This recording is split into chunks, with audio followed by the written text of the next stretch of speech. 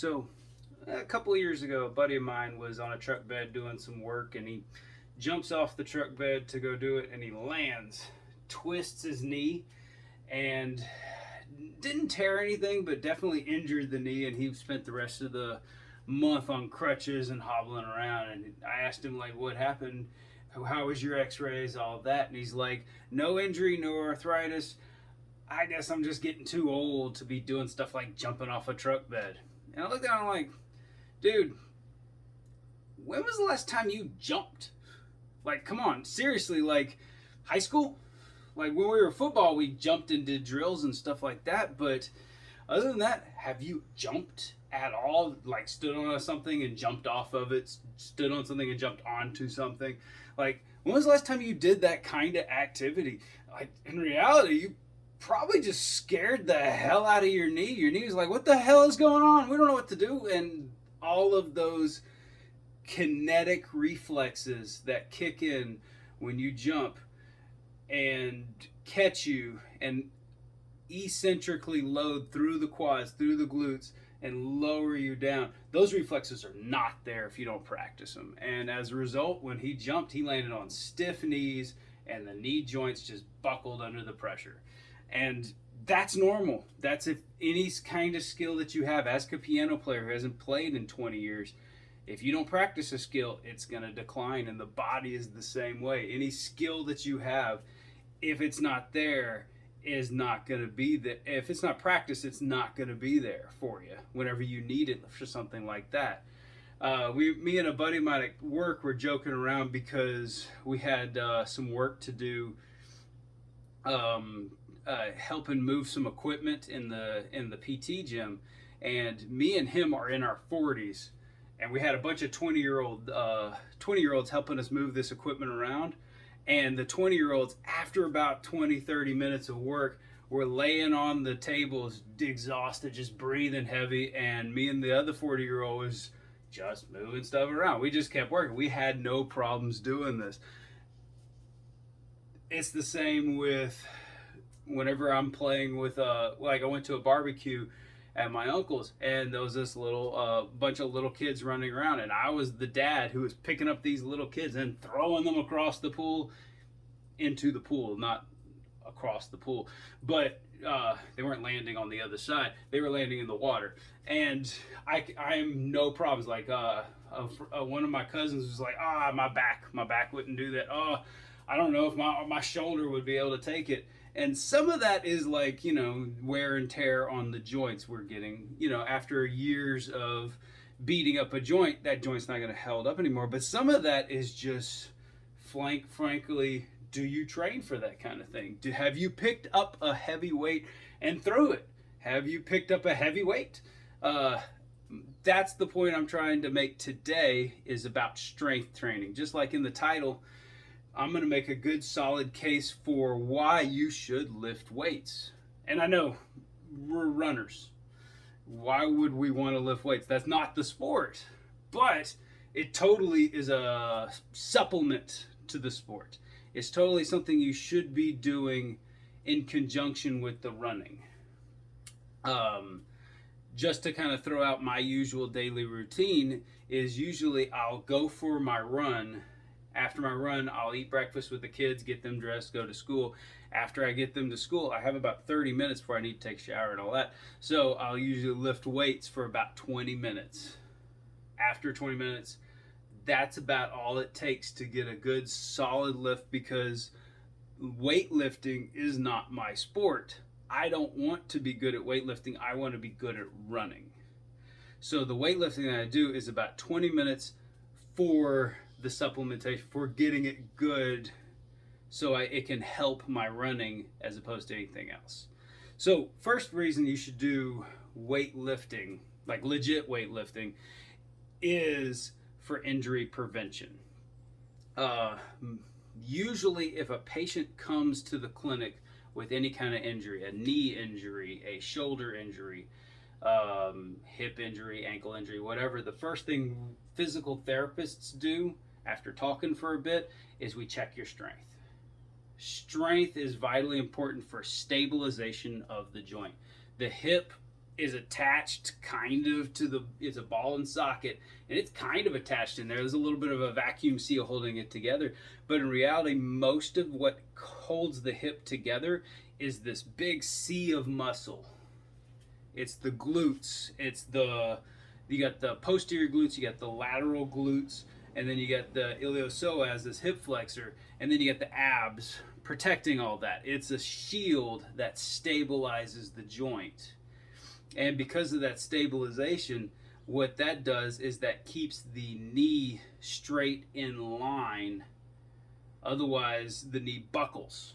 In fact, usually if I'm working with a patient and they tell me I was walking and my knee buckled underneath me, my knee is broken. 9 chances out of 10, the knee is fine. It's the hip that buckled, the hip that gave out. Whenever I first started running, like 2010, I started getting some bad IT band tendonitis. Like, it was hurting at the hip, it made my low back hurt, it made my knee hurt. It was a big problem, and the main reason for that is I had some student as a student project check me out, and they discovered that while my quads were super strong, my hip was like at an embarrassing 2 out of 5. And a 2 out of 5 for physical therapy, a 3 means you can go through the full range of motion. A 2 means you can go through half the range of motion, and it's all because of strength. It's not, the joint moves fine, but you're just not strong enough to go all the way through. That means my hip, the glutes specifically, were not strong enough to go through the full range. So I was running marathons on my quads, and because my hips weren't strong enough to stabilize the leg, I was leaning hard on the IT band and pissing it off. What's the cure for that? Strength training. Spending a lot of time building up my strength for my hips to stabilize the rest of the leg. And that's 9 chances out of 10. If you have an ankle problem, not counting trauma, like if you rolled your ankle, that's probably just because you rolled your ankle. But if you have like a chronic kind of just that joint gets beat up over and over and over, any kind of overstress on there, it's probably because of the strength more than anything else. Your strength gave out on you. Sorry, I'm in my shop, so I'm starting to sweat pretty good. It's probably strength that gave out more than anything else. So it's where you need to focus on to prevent injuries from happening. And I'm going to make some videos next, I think, focusing on specific injuries and specific joints, like IT band, what happened specifically to my IT band and how I fixed it. So I'll go into that at another time. Right now, I'm just making a solid case for why you should lift some weights. The second thing is power generation. The stronger the muscle is, and I'm not talking like just a repetitive motion, I'm talking like just power, just how hard can that muscle push instantaneously. That's why you would also want to do strength training, because endurance training like running will not build up that powerful strength. But strength training, lifting heavy weights will. And why you want that power generation is first off and foremost speed. If you have that explosive strength to call upon, the faster you can go. Me doing weightlifting, like in my example earlier, I changed nothing in my running. I did nothing different than I did before, except I started lifting weights. And when I did, my top speed dropped by about a minute mile, just because my muscles were stronger and able to push harder and more explosively for the sprints. Same with going up and down hills. The stronger that concentric and eccentric muscle generation is, the better off you're able to push while you're running.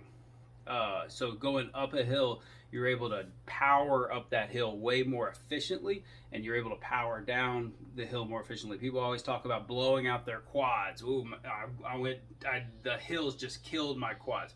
Cool. That's why you don't want to use your quads to go up and down a hill. You want your hips to do, you want your glutes to do the job. That way the quads are working, they're going to get tired, but the glutes are still there, because the glute is this massive muscle and able to push so much harder and so much longer. So the stronger those glutes are, the better you are able, and the less hills are gonna suck. They're always gonna suck. They're gonna just suck. But the stronger your muscles are, the less they're gonna suck, and the less they're gonna kill you and ruin your race. Finally, just my favorite. I'm a trail runner. You get a log, it's in the way. I can jump over that log, and it's no problem, and it's fun. I like it. And because of that, it's because I practice jumping. I have that power generation that I mentioned. Finally, a good argument. I don't think runners should just do leg work. So in other words, squats, deadlifts, I don't think runners should just do leg workouts. I think runners should also work their arms. And the reason for that is what you're thinking first is probably the arm swing while you're running. Cool, that's power generation and that's important. But in reality, the main reason I like runners to work on the arm strength and not spend a lot of time on arm strength, like 1 day a week, twice, I do 2 days a week of arm strength, is because you have to carry your upper body. The upper body has to come with you while you're running. And so these muscles have to hold you up and hold your arms up while you're running. And you will get tired after a while. After running a marathon per se, those arms will start to feel dead. I used to get like right here in the small flexor muscles, get exhausted. Like my legs would feel fine, but my arms were just dead after running like a half marathon and marathon because they just were sticks. They were not strong enough to hold the upper arms up and move around. And so I like runners to also do some arm work for that. Plus, I once had an uncle look at me and go like, man, you got arms like a runner. And that hurt my feelings. And I didn't like that, so I've been working on that ever since just so I could be a little prettier with my shirt off. So that's also important. So, like I said, don't need to spend 2 hours lifting weights after you've already run. You can, actually, if you want to be, there's an ultra runner named Cam Hanes. He pushes hard on like building up a ton of upper body muscle, and it's fine because the stronger you are and the bigger you are, bulkier you are, that's muscle, and muscle will hold itself up through the muscle tone. So building up a ton of muscle, upper body, lower body, will not really detriment you as much as you think it would. If you put on 300 pounds of muscle, you got to carry 300 pounds, but you're strong enough to carry 300 pounds. So it's not as detrimental to as you think. But what I'm advocating is if you don't want to do that, just doing 20 minutes of a strengthening regime after your run 2 to 3 days a week is a huge benefit for injury prevention, for performance, and for speed, and for looking good without a shirt on. So I'm going to spend the next couple weeks going over injury prevention, on how strengthening will help with injury prevention on specific injuries, as well as some of my favorite types of strength training for that activity.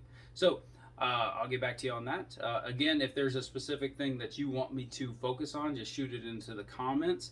Any kind of specific, how do you strengthen the butt? How do you strengthen the quads? Or how I have an IT band injury, how do I work on that? So hit that in the comments if you would like to know. All right, thank you very much.